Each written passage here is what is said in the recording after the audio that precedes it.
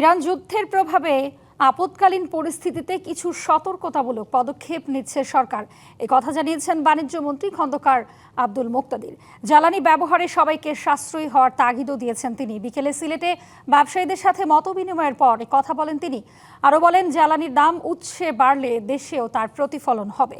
জানান, বিভিন্ন দেশ মধ্যপ্রাচ্য যুদ্ধের শুরুর পরই জ্বালানির দাম সমন্বয় করেছে, কিন্তু দেশের মানুষের উপর চাপ পড়তে পারে, তাই সরকার দাম বাড়ায়নি।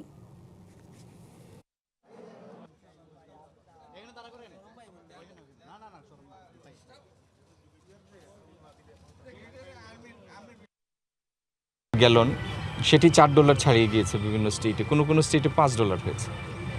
বাংলাদেশ একটা দরিদ্র রাষ্ট্র, তার আর্থিক সক্ষমতা অত্যন্ত সীমিত, সংকীর্ণ, তার রিসোর্স মোবিলাইজেশন সেটাও খুব কম।